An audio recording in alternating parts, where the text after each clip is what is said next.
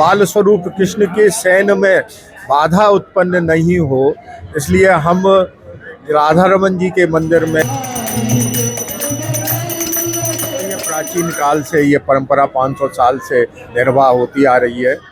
श्री कृष्ण जन्माष्टमी महोत्सव की आज ब्रजमंडल में धूम मची हुई है। यहाँ कान्हा के जन्मोत्सव का साक्षी बनने के लिए देश विदेश से लाखों की संख्या में श्रद्धालु भक्त आ रहे हैं। कान्हा का जन्मोत्सव हालांकि आधी रात को होने वाला है, लेकिन आज इस स्थान पर जहाँ हम खड़े हैं ये है सप्त देवालयों में प्रमुख श्री राधा रमण मंदिर। यहाँ दिन में ही जन्माष्टमी मनाई जाती है।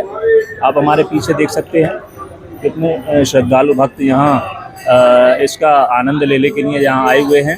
आइए अंदर चलते हैं, वहाँ आपको दिखाते हैं कि दर्शन के लिए यहाँ कितने श्रद्धालु भक्तों की जो कतारें हैं वो लगी हुई हैं। यहाँ दिन में ही लाला का जन्मोत्सव मनाया जाता है। आप देख रहे हैं मेरे पीछे ये मंदिर का मुख्य द्वार है। यहाँ बड़ी संख्या में आपको श्रद्धालु भक्त दिखाई दे रहे हैं। यहाँ एक अनूठी परंपरा है, 500 वर्षों से ये परंपरा चली आ रही है। ठाकुर जी का दूध दही और पंचामृत से अभिषेक किया जाता है और अंदर इस समय अभिषेक चल रहा है। कितने सारे भक्त इस उल्लास में डूबे हुए हैं और एक अलग ही आनंद यहाँ आपको देखने को मिल रहा है। ये देखिए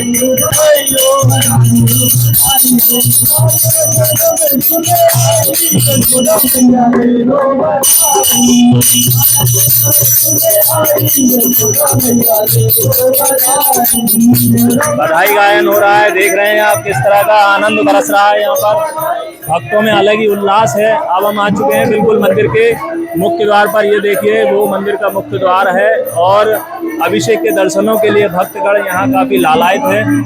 आइए राधा रमण मंदिर में जो जन्माष्टमी दिन में मनाई जाती है उसका महत्व क्या है ये जानने के लिए यहाँ की जो वरिष्ठ सेवायत है उन्होंने क्या कहा वो आपको सुनवाते हैं। श्री कृष्ण जन्माष्टमी के इस पावन पर्व पर वृंदावन स्थित शालिग्राम शिला से स्वयं प्रकट विग्रह श्री राधा रमण देव का इस जन्माष्टमी के पावन पर्व पर अभिषेक चल रहा है।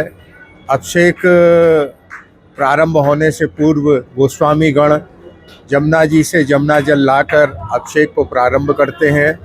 उस अभिषेक पर दूध दही घी शहद शर्करा नाना प्रकार की वन औषधि जिसमें सर्व औषधि महाऔषधि बीजाष्टक सुमंगली आदि का प्रयोग किया जाता है।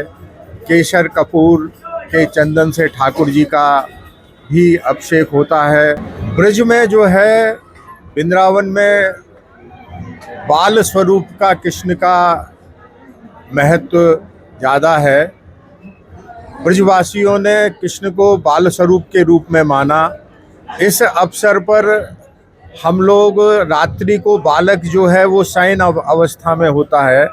रात्रि में बालक जो है वो शयन करता है, इसलिए उस कृष्ण बाल स्वरूप कृष्ण के शयन में बाधा उत्पन्न नहीं हो, इसलिए हम राधा रमन जी के मंदिर में प्रातः श्री कृष्ण जन्माष्टमी का अभिषेक करते हैं।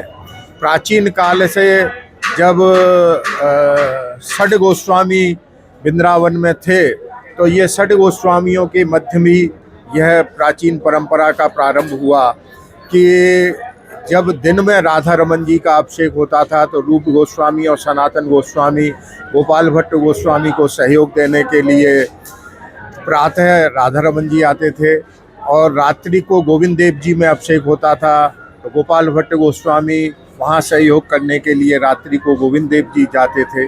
तो यह प्राचीन काल से ये परंपरा 500 साल से निर्वाह होती आ रही है यहाँ पर राधा रमन जी के इस प्रांगण में। तो सुना आपने यहाँ की प्राचीन परंपरा के बारे में, किस तरह यहाँ अनोखे रूप में जन्माष्टमी महोत्सव मनाया जाता है। आज के लिए इतना ही। देखते रहिए न्यूज़ लाइन। नमस्कार।